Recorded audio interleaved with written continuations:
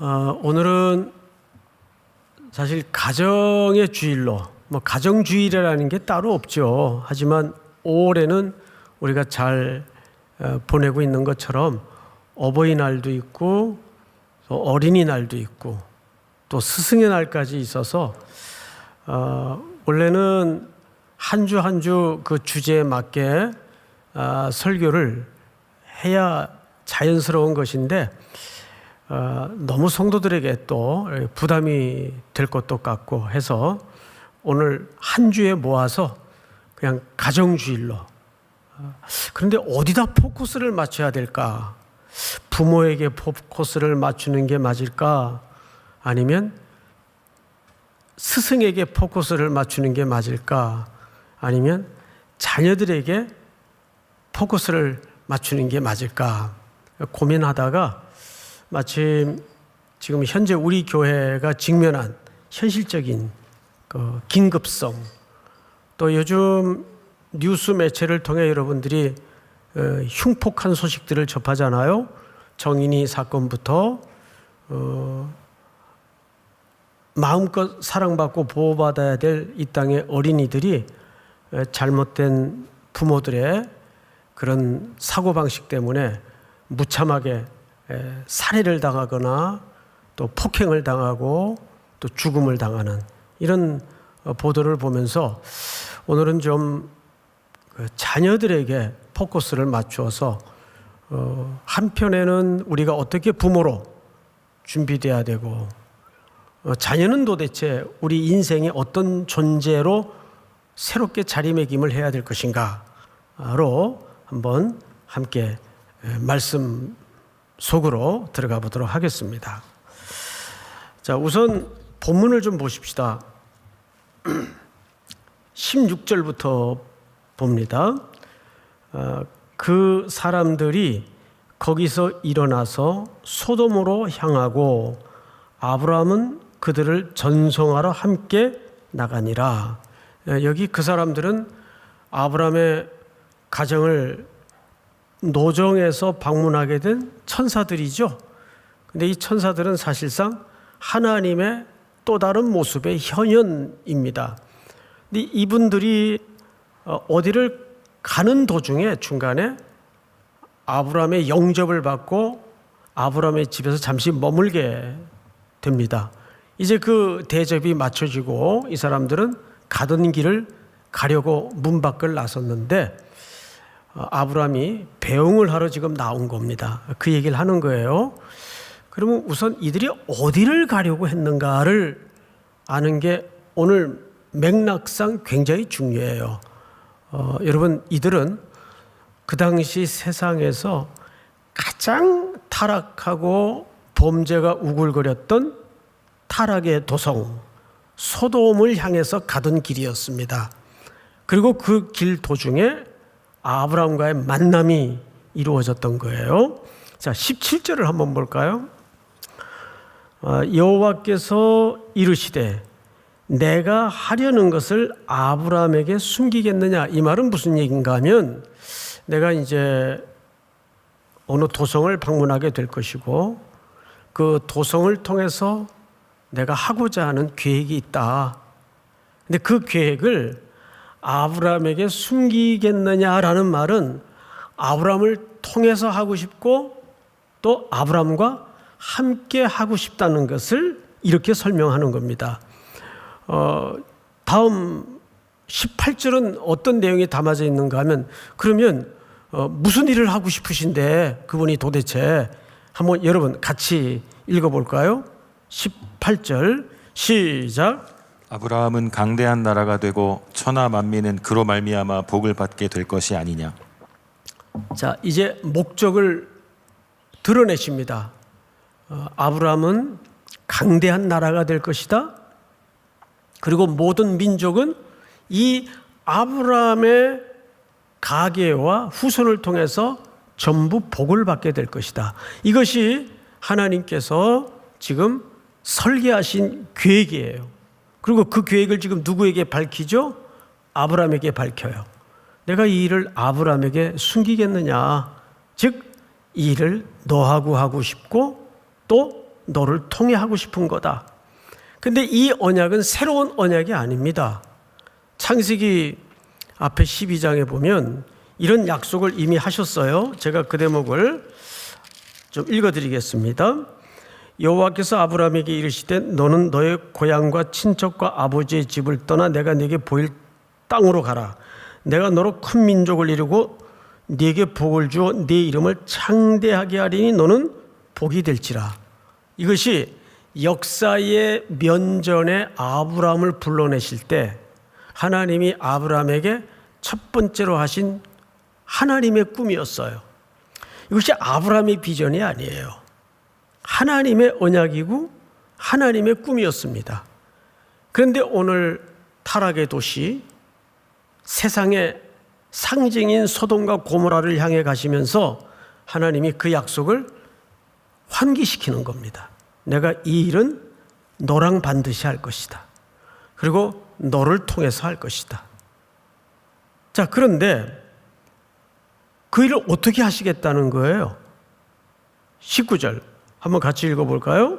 시작. 내가 그로 그 자식과 권속에게 명하여 여호와의 도를 지켜 의와 공도를 행하게 하려고 그를 택하였나니 이는 나 여호와가 아브라함에게 대하여 말한 일을 이루려 함이니라.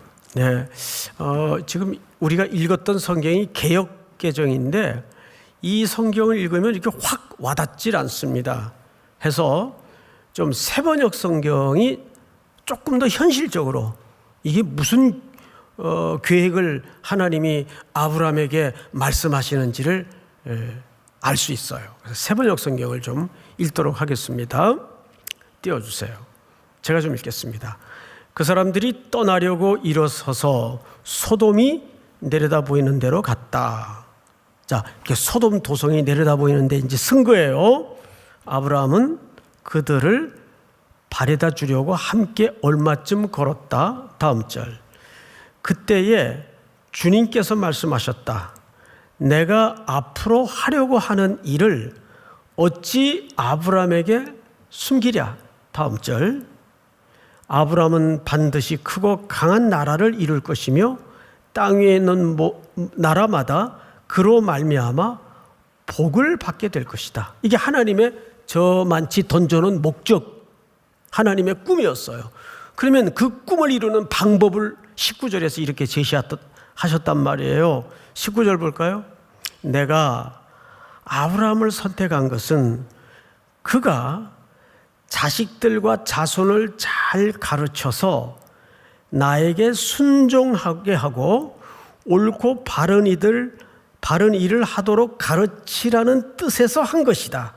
그의 자손이 아브라함에게 배운 대로 하면 나는 아브라함에게 약속한 대로 다 이루어 주겠다. 이게 하나님의 그 전략이에요.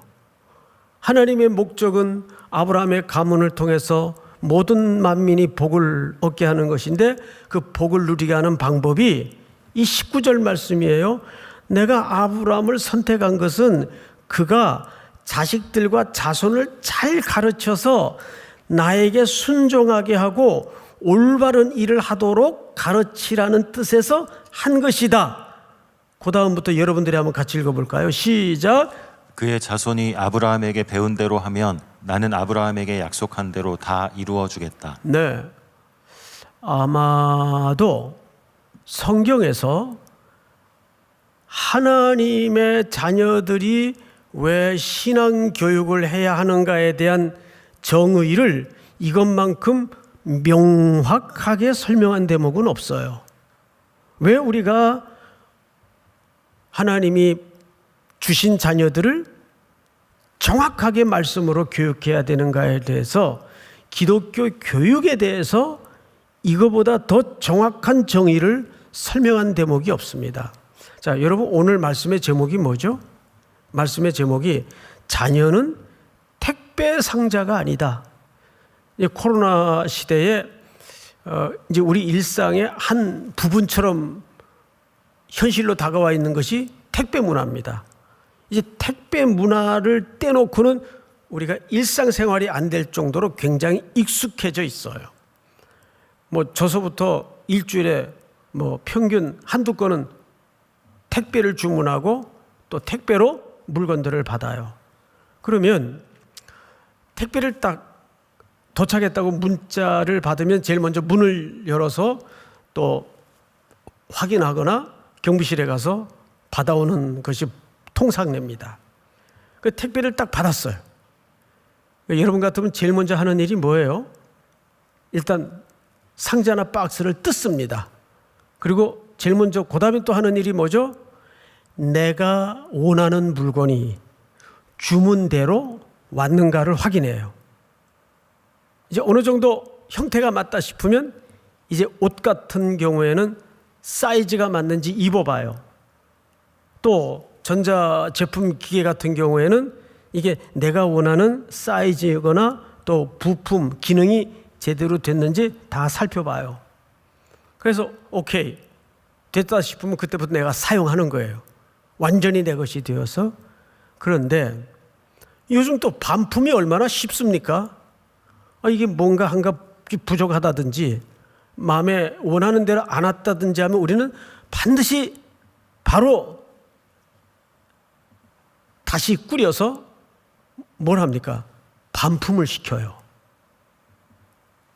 이게 이제 요즘 우리가 누구나 겪고 있는 일상의 모습입니다.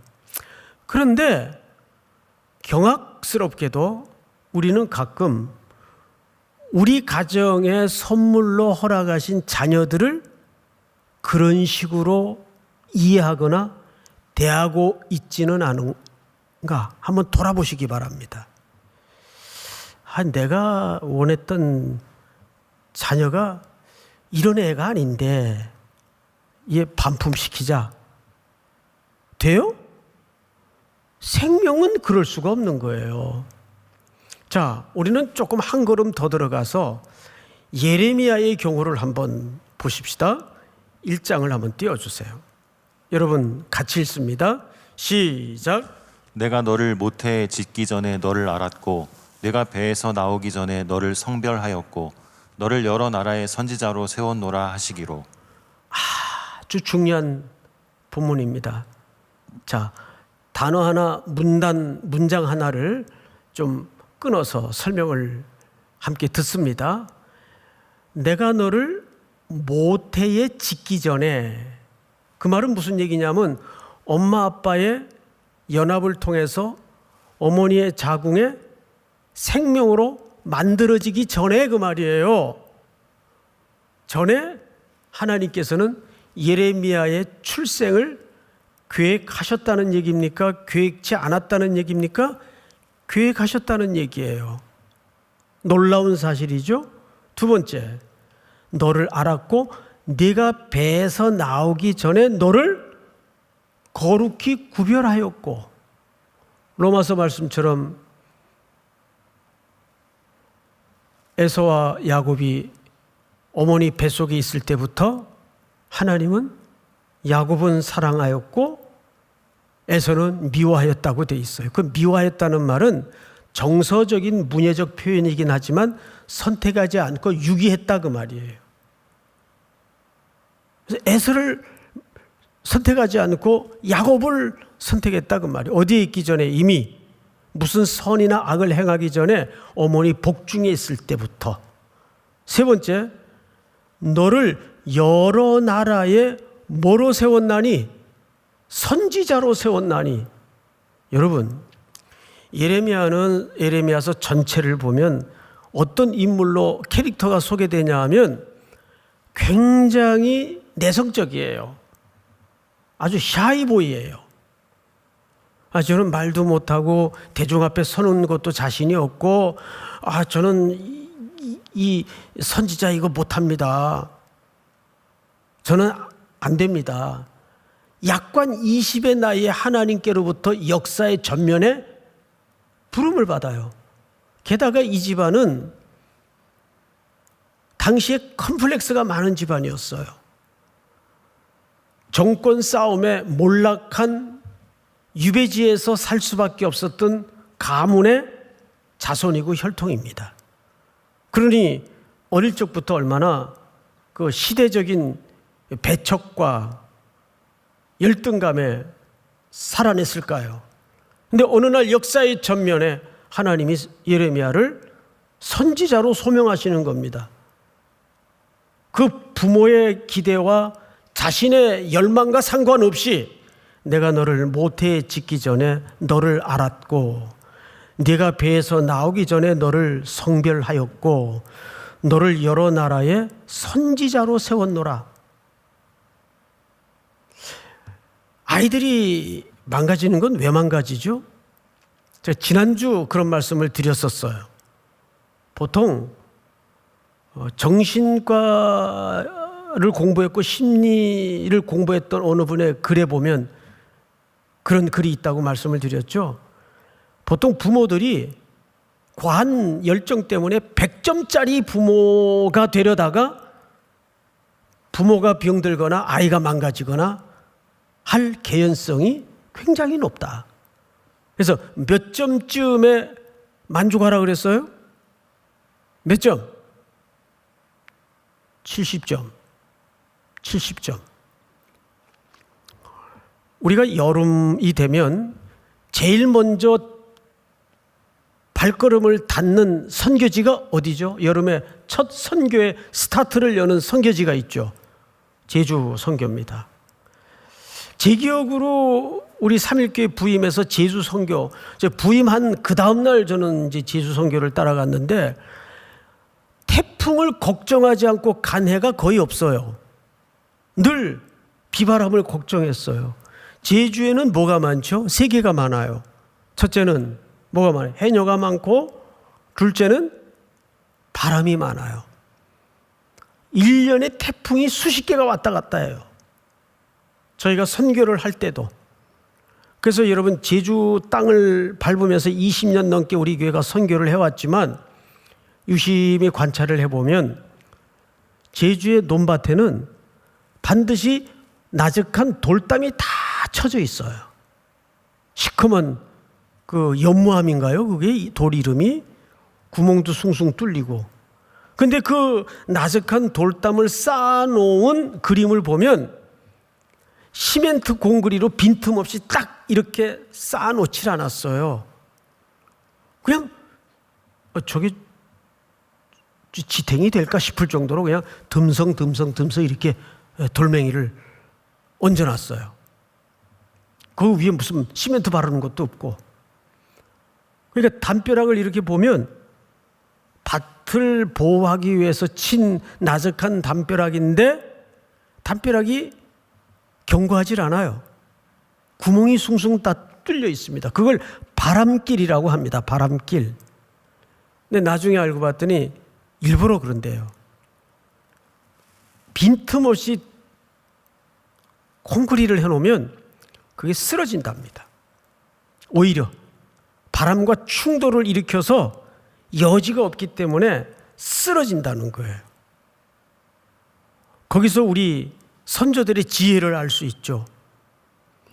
그러니까 부모 자식 간에는 어느 정도의 간격을 유지할 수 있는 여지와 여유가 있어야 돼요. 뭐 솔직히 많은 부모님들의 이런저런 눈물겨운 상담을 받아보지만, 그리고 정말 기가 막힌 자녀들에 대한 기가 막힌 상담을 해오는데 듣고 나면 부모도 답이 없어서 찾아왔는데 제가 들어봐도 노답이에요. 답이 없어요. 그러면 구차스럽게 꺼내놓는 대답이 뭔지 아세요? 어머니, 그냥 물에 던지세요. 그냥 물에 던지세요. 그 말은 무슨 말인가 하면 애 죽으라고 물에 던지라는 말이 아니고 모세의 어머니의 예를 드는 거예요. 모세가 울음소리가 커가고 시간이 흐르자 더 이상 숨겨서 키울 수가 없는, 어머니의 손에서는 키울 수가 없는 시간이 왔어요. 이젠 어찌할 수가 없어요. 그때 어머니가 뭘 준비하죠? 태바, 조그만 역청을 바른 바구니를 만들어 준비를 해요. 그리고 강보에 싸서 이런 바구니에다가 모세를 담아요. 그리고 소쿠리 뚜껑을 덮고 갈대 숲이 나 있는 나일 강변에 가서 거기에는 무시무시한 악어들, 괴물 같은 물고기들, 우글거리는 그 시커먼 나일강에다가 이 태발을 띄워요. 그러고 나서 모세의 어머니 행동이 성경에 보면 이렇게 묘사되어 있어요. 멀리 서서 바라본지라. 멀리 서서 바라본지라. 그건 자녀에 대한 포기가 아니에요. 이 아이의 운명을, 이 아이의 슬픈 앞날에 펼쳐질 어떤 일들을 전부 누구에게 맡기는 태도입니까? 하나님께 맡기는 태도예요.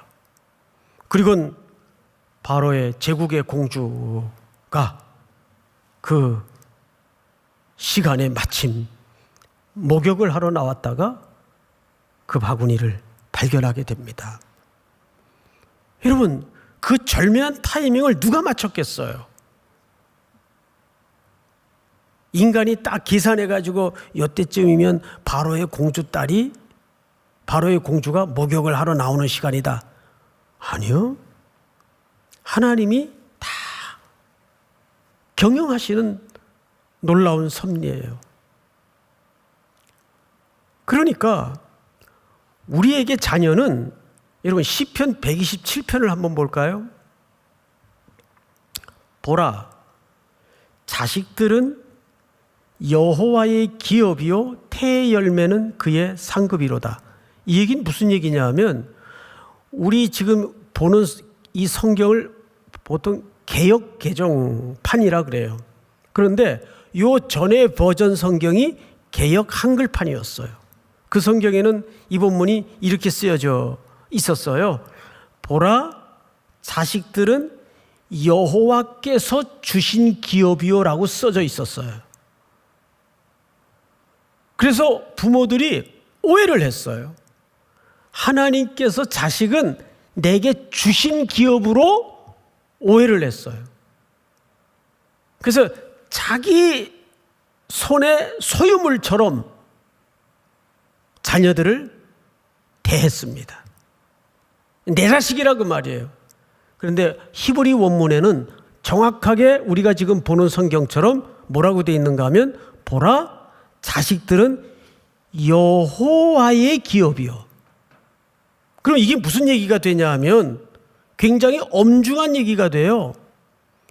자식은 내 소유가 아니라 하나님이 하나님의 나라의 경영과 그로 만민이 복을 받도록 하기 위해서 이 병든 땅 소돔과 고모라 같은 세상을 치료하고 고치기 위해서 우리 가정에 맡겨놓은 하나님의 선물이라고요.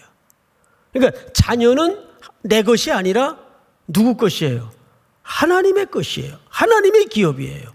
여호와의 기업이에요. 내게 맡겨놓은 거예요.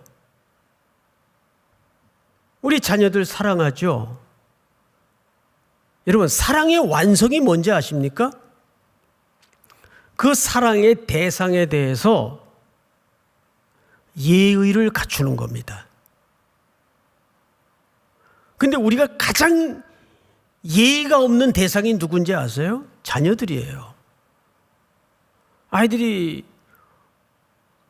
방문을 갑자기 걸어 잠그는 순간이 있어요. 그때 부모들이 당혹스럽죠. 저희 집에도 가끔 그런 일이 벌어져요. 문을 이렇게 열라 그러면 문이 잠겨 있어요. 그러면 꼭 자기들이 좀 편안히 자고 싶을 때, 그러면 저는 한 번도 강제적으로 문을 따고 들어가거나 안 열어? 그랬던 기억이 없어요. 아, 자는가 보구나. 내버려둬요. 근데 보통 이제 엄마들이 뭐라 그러죠? 이놈의 기집애 또 문 잠갔어. 안 열어?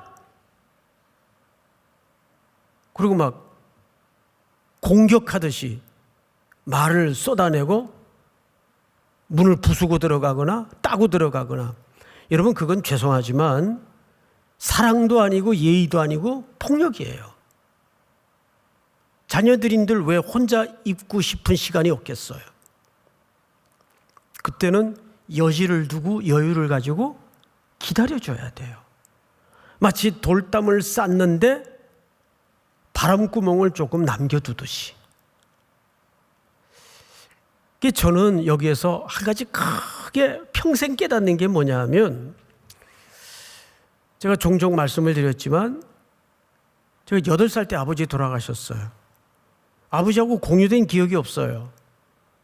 펄은 군복 입고 늘 찝자 타고 왔다 갔다 하시던 모습, 그것도 뭐 대구 살 때 몇 컷 외에는 없어요. 그때 아버님이 33세 돌아가셨으니까 어머니하고 4살 차이였어요. 어머니 29에 자식 넷둔 가부가 어느 날 갑자기 되신 거예요. 건강했던 아버님이 갑자기 돌아가셨으니까 장례 딱 치르시고 어머니 다음날 바로 행상이고 옷장사하러 전국을 돌아다니시더라고요. 집에 자식들이 있으니까 늦어도 들어오세요. 그리고 밤새 끙끙 앓는 소리를 하세요. 몸이 부서질 것 같으니까. 그러니까 어릴 적 기억을 되돌려 보면 늘 부모는, 엄마 아빠는 부재중이었어요. 그러니까 집에 어린 4남매가 그냥 아웅다웅 싸워가면서 초등학생인 여동생이 밥을 해먹고, 그러니 그 살림 형편이 뭐 엉망진창이죠. 뭐 보통 남의 집에 가서 얻어먹고, 그러다가 그마저도 또 일이 안 되려고 고등학교 1학년 때 집이 완전히 해체가 됐어요. 어느 날 갑자기 어머님이 바람과 함께 사라지셨어요. 우리한테 짐 될까 봐 막내만 데리고. 그러니까 형제들이 어디가 있는지 소식을 서로 모른 채 몇 년을 살았습니다. 그러니까 늘 부모의 부재 속에 있다 보니까 저도 이제 뒤늦게 하나님의 은혜로 결혼을 했는데, 결혼을 했으니 자녀들이 태어날 거 아니에요. 근데 첫 애가 태어났는데 너무너무 당황스러운 게 아빠 역할을 뭐 어떻게 해야 될지 모르겠어요. 본 기억이 없으니까. 아빠 노릇을 어떻게 해야 될지 모르겠더라고요.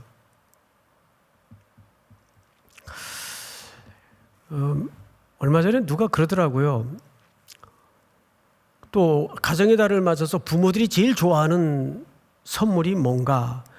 여러분, 그걸 꼭 무슨 설문조사를 하고 리서치를 해야 그거 알겠어요? 현찰. 에? 현찰이 제일 실용적이고 제일 좋죠. 그런데 여러분, 곰곰이 돌아보면 어떤 분이 그런 얘기를 하더라고요. 현찰로 효도하는 건 어쩌면 쉽다.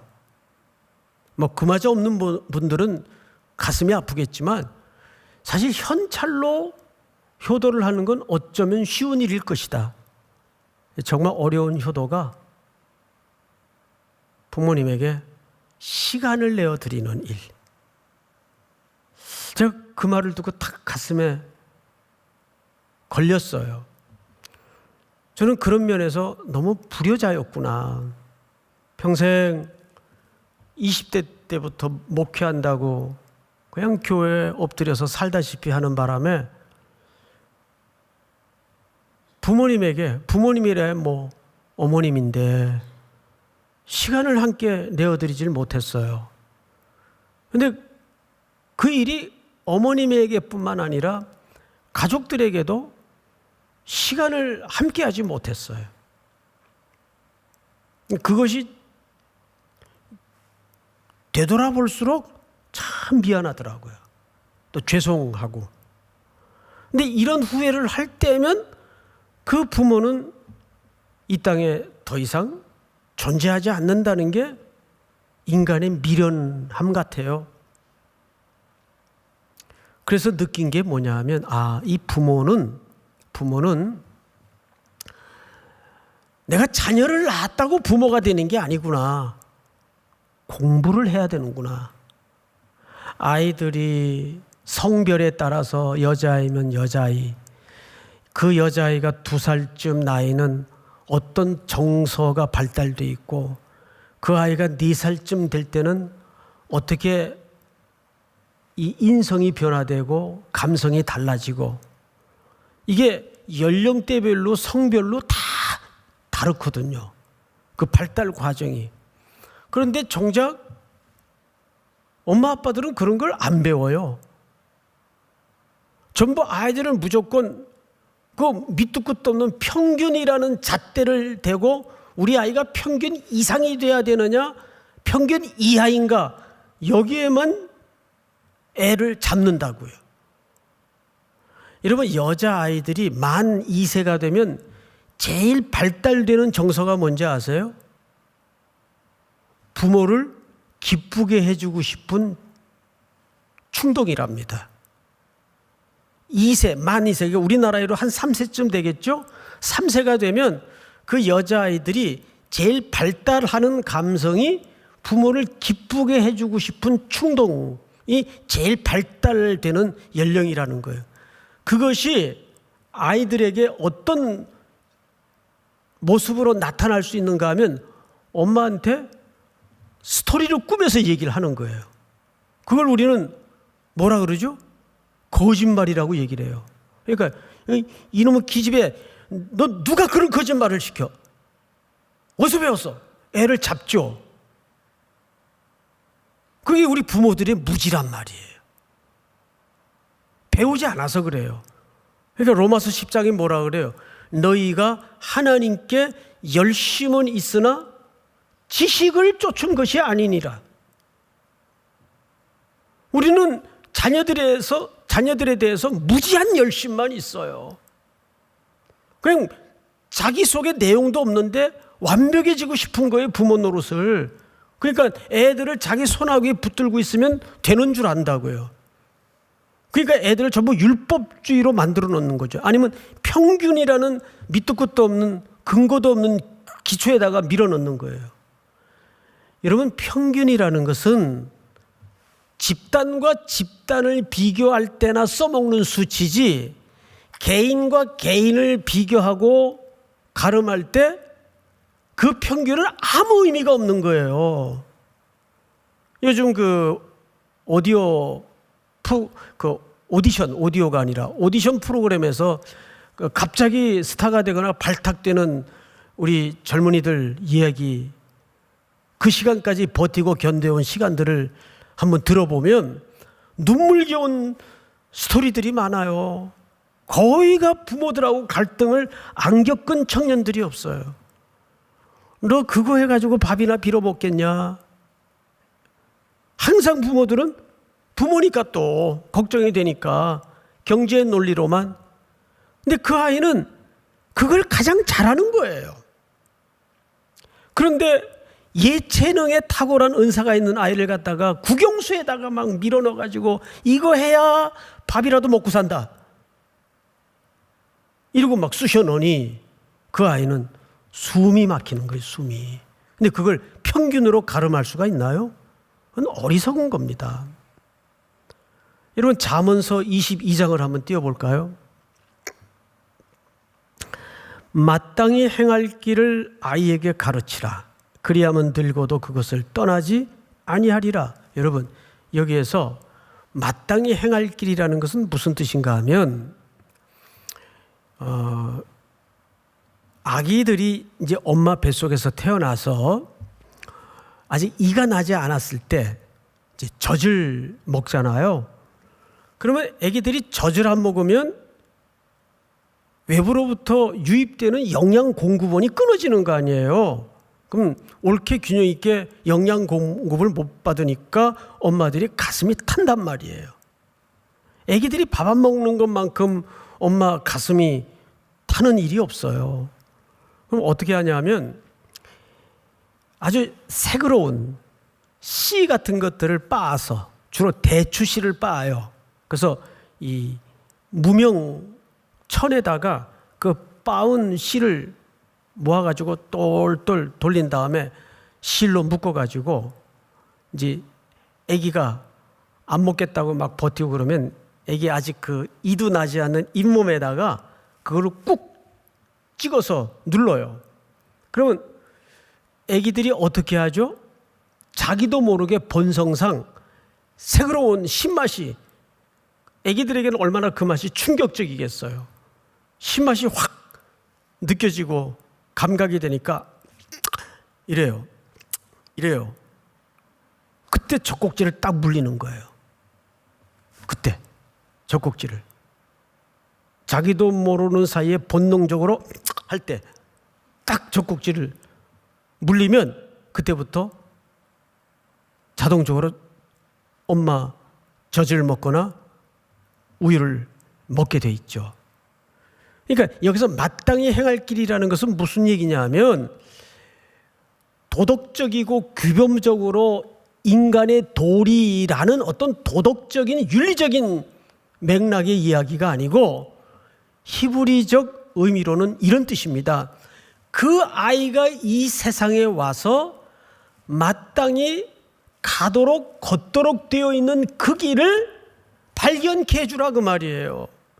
여기 마땅히 행할 길은, 이 아이는 국영수는 전혀 뇌 구조가 그쪽으로 발달이 안 됐어요. 하나님이 그렇게 만들었어요. 그런데 이 아이는 예체능 쪽으로는 누구도 범접할 수 없는 탁월한 구조를 갖고 있어요. 그런데 우리는 밥벌이라는 경제의 논리에다가 야 그래도 국영수를 해야 이 세상에서 굶지 않고 먹고 살 수 있어, 글로 밀어넣는다면 어떡하겠어요? 그 아이는 그나마 최고로 할 수 있는 예체능마저도 못하는 우스꽝스러운 인생이 돼버리고 마는 거예요. 마땅히 행할 길을 아이에게 가르치라. 그리하면 늙어도 그것을 떠나지 아니하리라. 오늘 신명기나 또는 창세기에서는 그걸 뭐라 그러죠? 먼저 하나님의, 인간으로서 회복돼야 될 하나님의 도를 그 아이에게 가르치는 일을 누가 해야 될까요? 그 부모가 해야 되는 거예요. 여러분 신명기 4장 한번 볼까요? 마지막으로 다 같이 한번 읽겠습니다. 시작.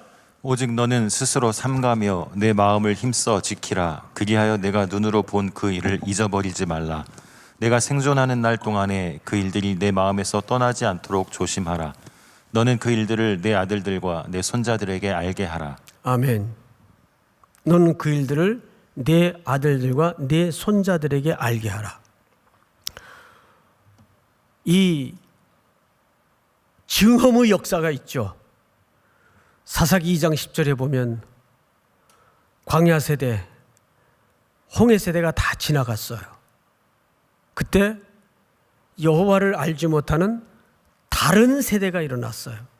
다음 세대가 아니라 다른 세대. 근데 그 다른 세대의 특징을 사사기 기자는 두 가지로 설명하죠.